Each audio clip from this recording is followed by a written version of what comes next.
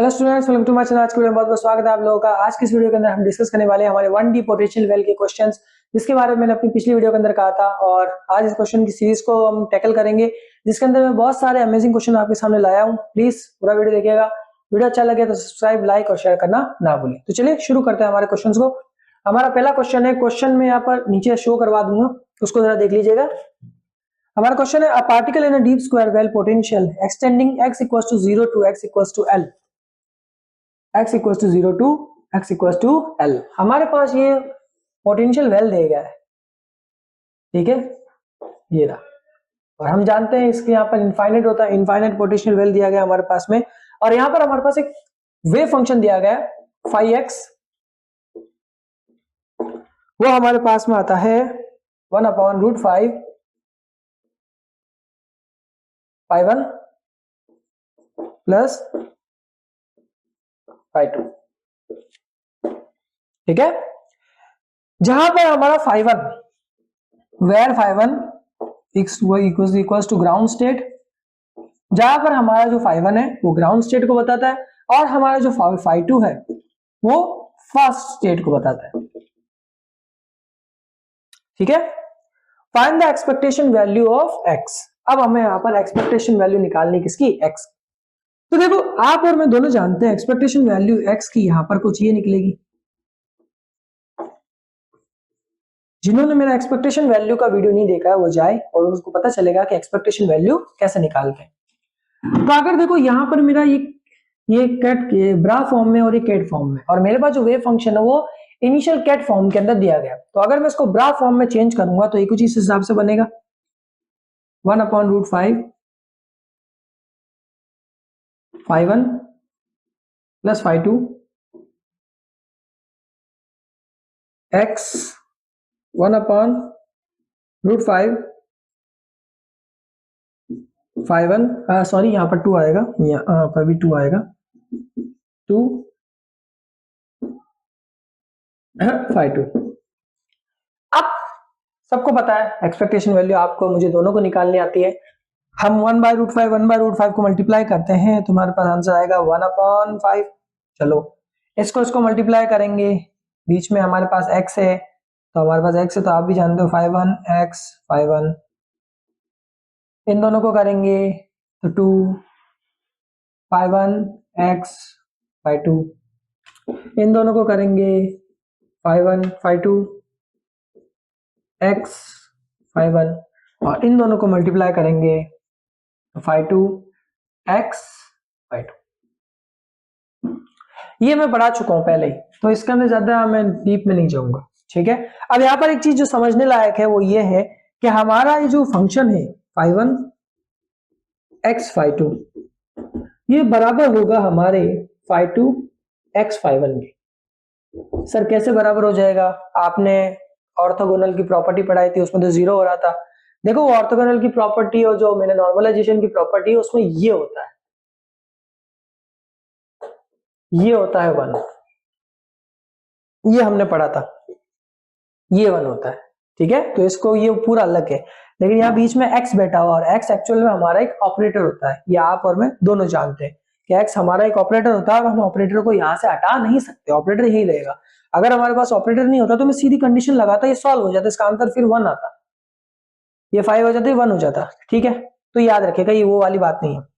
अब मैं यहाँ पर ये बात समझाना चाहता हूँ आपको, ये क्या है फाई 1 x फाई 2, ये दोनों बराबर कैसे हुआ है? एक्चुअल में है क्या, हमारा जो वेव फंक्शन है वो एक रियल वेव फंक्शन है। अच्छा, रियल वेव फंक्शन है, दैट्स मीन अगर मैं दो रियल वेव फंक्शन को मल्टीप्लाई करूंगा तो मेरे पास आंसर भी रियल ही आएगा। इसको न्यूमेरिकली समझ लीजिए, अगर मैं कहूं कि 2 × 3 6 होता है, तो 3 × 2 भी क्या होगा, 6 ही होगा, आएगा। तो मेरे पास एक रियल नंबर ही, एक इंटीजर नंबर ही, मेरे पास एक कॉम्प्लेक्स नंबर तो आ नहीं सकता। अब मेरे पास कॉम्प्लेक्स नंबर नहीं आ सकता, दैट्स मीन मैं इसको कितना भी कर लूं आएगा मेरे पास एक रियल फंक्शन ही।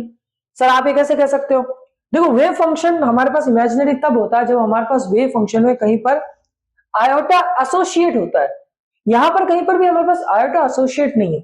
अब क्योंकि आयोटा एसोसिएट नहीं है, इस वजह से हम क्या कर रहे हैं, हम यहां पर रियल कंडीशंस को अप्लाई कर रहे हैं। हम कह रहे हैं हाँ भी रियल फंक्शन, ठीक है।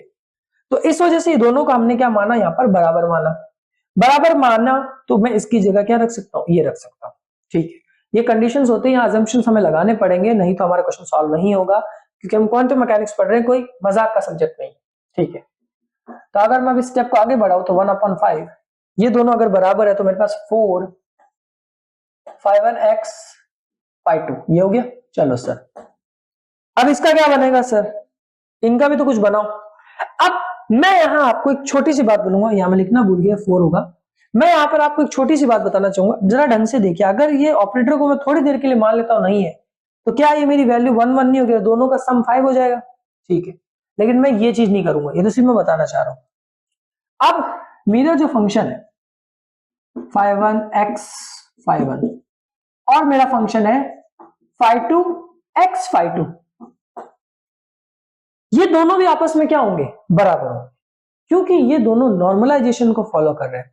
यहां पर आप देखो, दोनों एक ही स्टेट में, ये ग्राउंड स्टेट में, ये भी ग्राउंड स्टेट में, ये अपना फर्स्ट स्टेट में, ये फर्स्ट स्टेट में, दैट्स मीन ये दोनों किसी एक पर्टिकुलर स्टेट पे ही बात कर रहे हैं। तो यहां पर हमारी वैल्यू हमेशा कितनी आएगी, 1 आएगी। ये बात तो फिक्स है कि सर वैल्यू कितनी आएगी, 1 आएगी, क्योंकि आप इन दोनों को मल्टीप्लाई करो तब भी रियल, इन दोनों को मल्टीप्लाई करो तब भी रियल। बात तो सही है सर आपकी, चलो निकाल लेते हैं। तो मतलब इन दोनों की वैल्यू भी क्या हो जाएगी, सेम हो जाएगी, सेम हो जाएगी। इसका मतलब ये तो 5 हो गए, 5 हो गए। चलो सर 1 मिनट के लिए लिख लेते हैं, 1 मिनट के लिए लिख लेते हैं 5 5 1 x 5 1, ये लिख लेते हैं।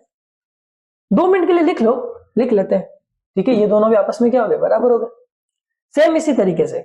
लेकिन एक छोटी सी बात और, एक छोटी सी बात और, बहुत इंपॉर्टेंट बात, जरा समझिएगा। मैंने यह कह तो दिया कि ये दोनों आपस में बराबर हो गए, लेकिन अब मैं पूछना ये चाहूंगा, या फिर कुछ बच्चों के सवाल में भी या दिमाग में भी सवाल आना चाहिए कि फिर अब पार्टिकल है कौन से स्टेट में सर, ग्राउंड स्टेट में या फर्स्ट स्टेट। क्योंकि देखो यहां पर तो दोनों स्टेट्स आ रही है 5 1 और 5 2, तो यहां पर तो चलो ठीक है, हमारे दोनों स्टेट आ गई, लेकिन यहां पर तो आपने फिक्स कर दिया कि यही स्टेट रहेगी। ये बड़े खराब बात बोल दी मैंने, लेकिन मैंने स्टेटमेंट तो यही लिखा है। इसका क्या करेंगे सर, इसका आप ये करिएगा, जब कभी भी ऐसी कंडीशन में हम लोग फंस जाते हैं जहां पर हमारे पास सिर्फ एक ही स्टेट को डिफाइन करने की नौबत आ जाती है, लेकिन हमें दूसरी स्टेट भी चाहिए, तो हम हमेशा क्या करते हैं, एवरेज निकालते हैं। भाई हम हमारी कोई भी चीज करते हैं ना, हम कहते हैं भाई ये भी आना चाहिए, ये भी आना चाहिए, ये भी आना चाहिए, तो हम कहते हैं भाई इसका एवरेज निकाल लो, इसका एवरेज निकाल लेते हैं। अच्छा देखो, इसकी रेंज कहां से कहां तक, 0 से L तक, यानी कि जो मेरा पार्टिकल है वो 0 से L तक ही कहीं ना कहीं फिरेगा। बात फिक्स है। ग्राउंड स्टेट तो आ चुकी है, फर्स्ट स्टेट भी आ चुकी है। मान लेते ग्राउंड स्टेट मेरी n बराबर 1 से स्टार्ट होती है, हम सब जानते हैं, और हमारा फर्स्ट स्टेट n बराबर 2 से स्टार्ट होता है। तो अब हम ये मानेंगे कि हमारा जो पार्टिकल है 1 या 2 के बीच में कहीं पर है। अब 1 या 2 के बीच में कहां पर हो सकता है, L/2 के अंदर। भाई टोटल तो 0 से L है, बीच में कहां पर होगा, L/2 में। यानी कि हम यहां पर इसकी जगह वैल्यू रख सकते हैं, हमारी एवरेज वैल्यू L/2। बड़ा परपंच करना पड़ता है भाई, क्वांटम मैकेनिक्स कोई आसान नहीं। समझ आई मेरी बात, बिल्कुल सर।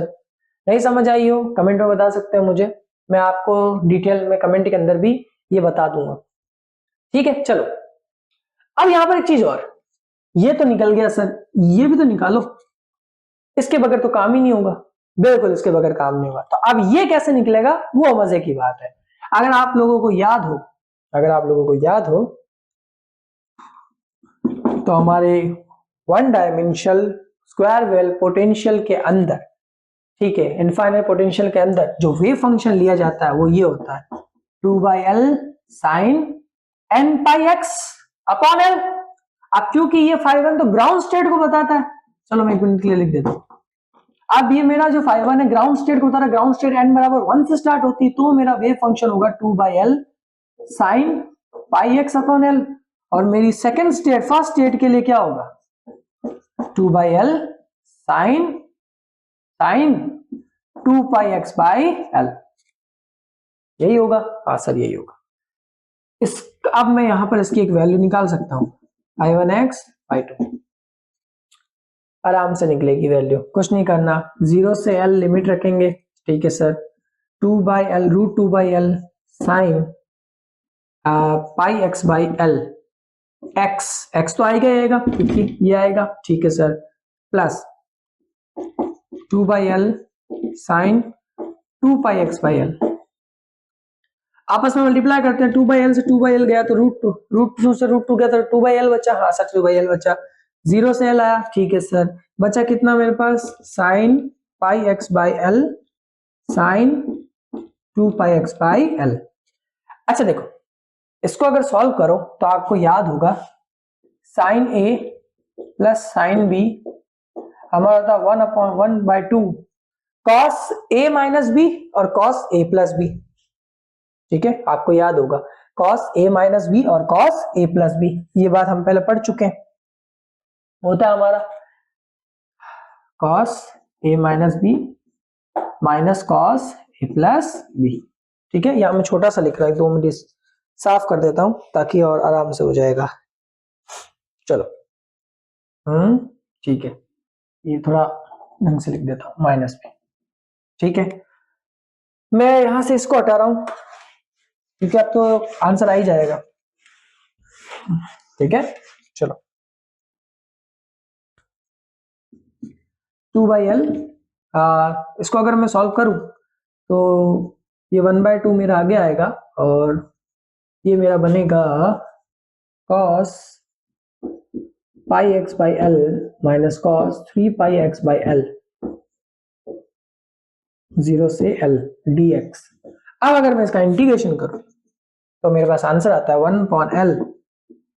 1/L, ठीक है, और मैं इसका इंटीग्रेशन डायरेक्ट ही कर रहा हूं ताकि मेरा थोड़ा टाइम बच जाए, तो मेरे पास आएगा माइनस का 2, इसका मैं डायरेक्टली मैं सॉल्व कर रहा हूं थोड़ा टाइम बचाने के लिए, माइनस का 16L अपॉन 9 पाई स्क्वायर, ये मेरा डायरेक्ट इसका आंसर आ जाएगा, माइनस का 16L equal to 9 pi square. तो मेरी जो phi1x phi2 की वैल्यू आई वो आई माइनस 16L 9 पाई स्क्वायर। अब अगर इसकी वैल्यू उठाकर मैं यहां रख दूं तो मेरे पास आंसर आएगा 1/5, एक्सपेक्टेशन वैल्यू निकालने के लिए 4 इंटू माइनस का 16L 9 pi square plus 5L/2। जरा इस चीज को ढंग से देखिएगा, जैसे ही आप इसको सॉल्व करेंगे 5 को अंदर मल्टीप्लाई कर दो तो ये बन जाएगा 64L upon 45 pi square plus L/2, ये हमारे पास एक्सपेक्टेशन वैल्यू इसकी निकली। ये बहुत लेंदी हो गया क्वेश्चन, लेंदी इसलिए हुआ क्योंकि मुझे यहाँ पर एक एक चीज समझानी थी, अब मुझे इतना समझाने की जरूरत नहीं पड़ेगी क्योंकि वेव फंक्शन से आप पहले ही हम जान चुके हैं वेव फंक्शंस क्या होते हैं, ठीक है। देखो क्वेश्चंस क्वांटम मैकेनिक्स में शुरू में तो बड़े ही होंगे, छोटे तो मैं कर भी नहीं सकता क्योंकि हम क्वांटम मैकेनिक्स पढ़ रहे हैं, कोई मजाक नहीं। हाँ, लेकिन मैं आपको इतना जरूर कह सकता हूं कि अगर आप CSI और नेट वगैरह की प्रैक्टिस करते हैं तो आपके क्वेश्चन जल्दी हो जाएंगे क्योंकि धीरे धीरे आप कुछ स्किप करना सीख जाएंगे इन सबको। अगला क्वेश्चन 1 मिनट के अंदर होगा, देखिए कैसे। Calculated px for psi x equal to 1/√2 phi1 plus phi2, जहां पर हमारा phi1 और phi2 ग्राउंड स्टेट और फर्स्ट एक्साइटेड स्टेट को बताते हैं। हमें यहां पर wave function of particle in a deep square well potential, यहां से हमसे पूछा है बता दो भाई साहब कि यहां पर आपका जो स्क्वायर वेल पोटेंशियल होगा उसमें मोमेंटम की एक्सपेक्टेशन वैल्यू कितनी होगी। अब मैंने जैसा बोला ये क्वेश्चन 1 मिनट में सॉल्व होगा, बिल्कुल मोमेंटम की वैल्यू 0 होगी, मोमेंटम की वैल्यू 0 होगी, बात ही खत्म। इतना जल्दी सॉल्व हो गया 1 मिनट में, आपको कैसे पता चला मोमेंटम की वैल्यू 0 हो गई। अरे मैंने अपने एक्सपेक्टेशन वैल्यू के अंदर समझाया था कि अगर वेव फंक्शन रियल हो, अगर वेव फंक्शन रियल हो तो मोमेंटम हमेशा 0 होता है, बात ही खत्म, क्वेश्चन को टेक करने की भी जरूरत नहीं, ये हो गया, चलो मिटा दो भाई इसको, बात ही खत्म, ठीक है। अरे फटाफट होंगे, मतलब बहुत आसान है, मैं आपके लिए बहुत सी चीजें लेकर आई, क्वेश्चंस मैंने खुद ने ढूंढ ढूंढ के डिजाइन किए आपके लिए, ठीक है। अगला हमारा क्वेश्चन है a particle in the ground state of a deep square well in the range of 0xl, in the range of 0xl, and suddenly the wall x equals to l of the wall is shifted to the x equals to 2l, So as to make the deep square well in the range of 0 x to L, immediately after this the energy of the particle is measured. What will be the probability of getting the energy as the new ground state energy? So देखो यहां हमारे पास एक wave function दिया गया है ground state का, और उसमें हमसे बोला गया है कि भाई जो हमारा जो वेव फंक्शन है वो हमारा बता रहा है 0 से x l के बीच में, ठीक है साहब। लेकिन ये कह रहा है अचानक से हुआ क्या, रेंज जो है वो x l से 2l में शिफ्ट हो गई। कोई बात नहीं, तो हमारा जो नया वेव फंक्शन हुआ वो हमारा जनरेट हुआ 2/2l साइन पाई एक्स 12। अभी चाहे l और 12 रख देंगे, बस हो गया, इतना ही करना। अब हमसे बोला है, क्या बोला है, इसकी न्यू ग्राउंड स्टेट एनर्जी क्या होगी। ध्यान रखना ये दोनों ही ग्राउंड स्टेट एनर्जी है, ये दोनों ही ग्राउंड स्टेट एनर्जी के वेव फंक्शन है, याद रखना, आराम से हो जाएगा, कुछ नहीं करना, इन दोनों को मल्टीप्लाई कर दो, तो वही 5x, इन दोनों को मल्टीप्लाई करें, ये 2 से 2 कैंसिल हो जाएगा, तो हमारे पास बचा कितना, 0 से l, ठीक है। ध्यान रखेगा लिमिट 0 से l ही रहेगी, क्यों, क्योंकि हमारे पास शुरू के अंदर जो पोटेंशियल है वो 0 से l के अंदर ही है। फिर इसने जैसे कंडीशन दे दी कि अचानक से वो 0 से 2l में शिफ्ट हो गया। शिफ्ट होने का मतलब है कि यहां पर वेव फंक्शन की वैल्यू चेंज होगी, हमारी पोटेंशियल की बाउंड्री चेंज नहीं हुई है, याद रखिएगा। तो यहाँ लिमिट 0 से l ही रखनी है, आपको याद रखिएगा, यहाँ लिमिट क्या रखनी है, 0 से l ही रखनी है, इस चीज को आपको ध्यान रखना है। चलो तो यहां अगर मैं देखा जाए तो 2/l sign pi x L 1/√l sign pi x upon 2l dx, ये मल्टीप्लाई करेंगे तो आएगा भाई 1/l, और ये अपना आ जाएगा √2/l, ठीक है साहब, खत्म। 0 से l करेंगे, ठीक है भाई, 0 से l कर दो, हाँ भाई 0 से l भी हो गया हमारे पास में। अब हमारे पास कितना आया, sign pi x upon L sine pi x upon 2l dx। ढंग से देखो तो ये हमारा साइन ए और साइन बी का फंक्शन बना, और साइन ए साइन बी का फंक्शन मैंने अभी आपको बताया था, ठीक है। यहाँ पर कोई गड़बड़ तो मैं नहीं कर रहा हूँ, मुझे देखना पड़ता है भाई, मैं गड़बड़ तो नहीं कर रहा, हाँ सर नहीं कर रहा, ओके चलो। तो वही वाली बात, √2/l 1/2 0 से l, इन दोनों का करते हैं, तो भाई ये sine pi x a plus b और a माइनस बी कितना करेगा, ओके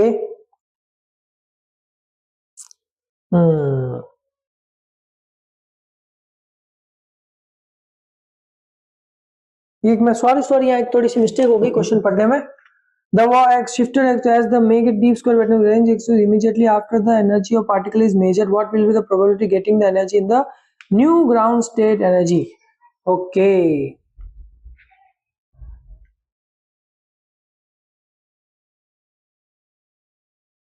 तो यहाँ पर आपको एक चीज करनी होगी, जो सॉरी मुझसे गलती होगी, मैंने नहीं की यहाँ पर, वो मुझसे गलती होगी, मुझे करना चाहिए था। यहाँ पर एक्चुअल में हमारा ये भी चेंज होगा, यहाँ पर भी 2π आएगा, ये यहाँ लिखना मत भूलिएगा, 2π आएगा, तभी मैं सोच रहा हूँ, क्योंकि अगर फिर a माइनस बी लगाएंगे तो 0 हो जाएगा, ये मैंने सॉरी क्वेश्चन में मुझसे मिस्टेक हो गई, ये 2 हो जाएगा यहाँ पर, क्योंकि हम इसको डबल कर रहे हैं, चेंज कर रहे हैं, तो 2 हो जाएगा, ठीक है। तो अब अगर मैं यहाँ पर लगाता हूँ तो मेरे पास बचता है cos pi x upon L minus cos 3 pi x upon L. अगर इसको चेंज करते हैं, अगर इसको मैं चेंज करूं तो ये बनेगा 1/l√2, और इसका इंटीग्रेशन अगर आप करना चाहो तो हो जाएगा sign pi x upon L minus sign pi x upon 2l minus cos, यहाँ 2 आएगा sign 3 pi x upon 2l upon, ये मेरे पास आंसर सारे लिखे पड़े हैं ताकि मैं थोड़ी कैलकुलेशन बचाने के लिए मैं लिख के लाया हूं, 3π/12। और अगर आप इनको सॉल्व करते हो तो आपके पास आंसर आता है 8/3√2π, ये हमारे पास इसका आंसर आता है। ये हमारे पास ग्राउंड स्टेट एनर्जी का नया फंक्शन आ गया, मतलब सॉरी हमारी ग्राउंड स्टेट एनर्जी आ गई जो हम यहाँ पर निकालना चाहते हैं, अगर हमारा इसका डबल कर दे तो। अच्छा एक चीज और, मेरी हमेशा से आदत रही है, जैसा कि आप जानते होंगे कि मैं क्वेश्चंस के आंसर्स भी लिख के रखता हूं, ताकि अगर बीच में मुझसे कोई गड़बड़ हो जाए या फिर कुछ, तो मैं यहाँ पर नोट्स बनाए हुए हैं मेरे पास, शॉर्ट नोट्स, जो कि आपकी बहुत ज्यादा हेल्प करेंगे। ठीक है, तो आपने समझ में आ गया होगा कि मैं क्या कहना चाह रहा हूं। हमारे पास एक फंक्शन था, वो 0 से x के बीच में, l के बीच में था, फिर अचानक से क्या हुआ, उसकी रेंज बढ़ गई, वो 2l हो गया। 2l हो गया, दैट्स मीन उसका वेव फंक्शन चेंज हो गया। यहाँ पर भी 2 आना चाहिए था, मैंने 2 लिखा नहीं है। अब उनकी ग्राउंड स्टेट एनर्जी का नया फंक्शन पूछना था। अच्छा ये भी ग्राउंड स्टेट का ही फंक्शन है, क्योंकि 0 से 2l के बीच में। फिर जब आप इनको सॉल्व करोगे तो आपके पास ये आंसर आएगा। ठीक है, चलो अब हम अपना अगला क्वेश्चन करते हैं। ठीक है, सॉरी उसके लिए, मुझसे क्वेश्चन में थोड़ी मिस्टेक हुई थी, उसके लिए थोड़ा हो जाता है। अब आ रहा है, consider a particle of mass 10 raise to the power -30 kg, 10 raise to -30 kg trapped in an infinitely deep potential width of L equals to 0.5 nanometer. Okay, find the value of wave number k in the ground state. Value of wave number निकालना है, तो wave number निकालने के लिए बड़ा आसान है, कुछ नहीं होता, k equals to n pi by l वाला फॉर्मूला लगाओ। क्योंकि हम ग्राउंड स्टेट में निकाल रहे तो n बराबर हमारे पास 1 होगा। ठीक है भाई, पाई की वैल्यू हमारे पास 3.14 होती है, l की वैल्यू हमारे पास कितनी है, 0.5। अब अगर आप इसको सॉल्व करना चाहते हैं तो हमें कुछ नहीं करना, सिंपली यहाँ पर एक पॉइंट 10 से मल्टीप्लाई हो जाएगा, तो मेरे पास ये बन जाएगा 34/5। ओके, एक्चुअल में ये मेरे पास नैनोमीटर में, ये किसमें, नैनोमीटर में, तो ये आपको याद रखना होगा, इसको आप डायरेक्ट ही सॉल्व कर लें। ठीक है, हमारे पास आंसर आएगा 6.28 नैनोमीटर इनवर्स। ये आप सॉल्व कर सकते हो, आपके पास आंसर आ जाएगा, आप इसको सॉल्व करेंगे तो इसका आंसर यही आएगा। ठीक है, ये हमारे पास वेव नंबर का आ गया। अब नेक्स्ट क्वेश्चन इसमें पूछा है, what is the density of state E equals to 3 eV। E equals to 3 eV हमारे पास दिया गया, और यहां हमसे पूछा है डेंसिटी पूछी है स्टेट की।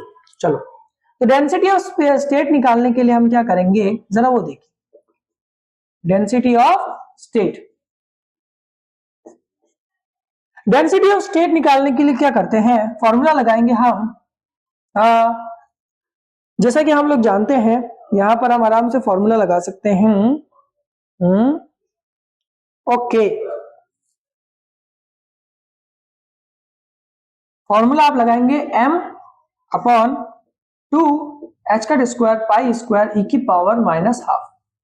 ये हमारा डेंसिटी ऑफ स्टेट निकालने का फॉर्मूला है। एक्चुअल में यहाँ पर हम L की वैल्यू ही निकाल रहे हैं, और अगर मैं मास की वैल्यू देखूं तो मास की वैल्यू मेरे पास 10 की पावर -32, h² पाई स्क्वायर देखो √2, h पाई की वैल्यू 3.14।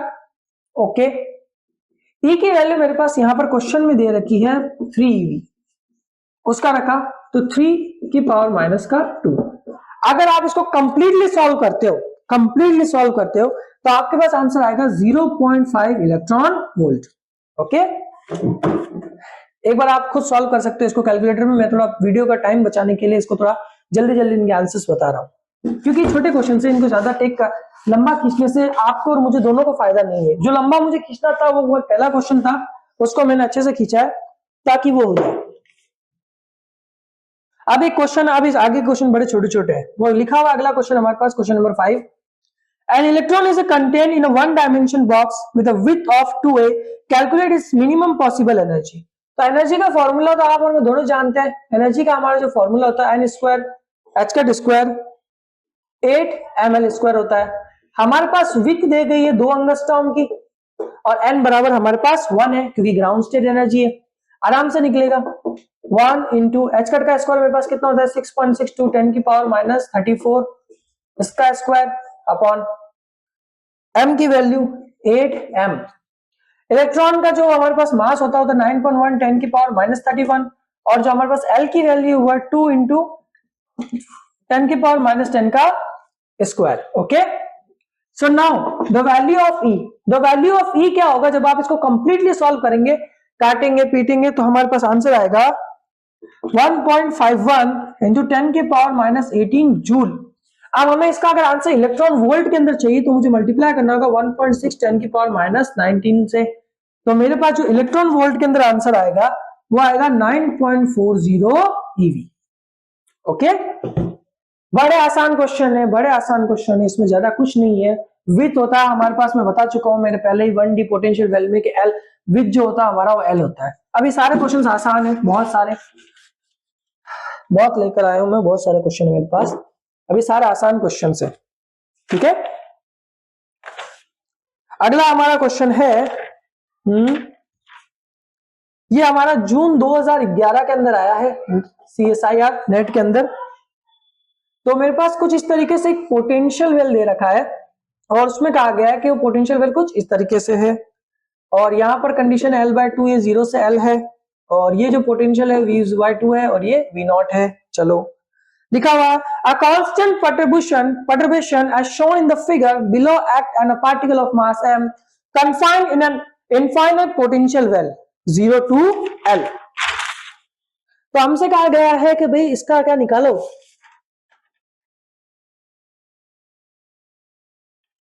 इसका हमको निकालना है एनर्जी फंक्शन।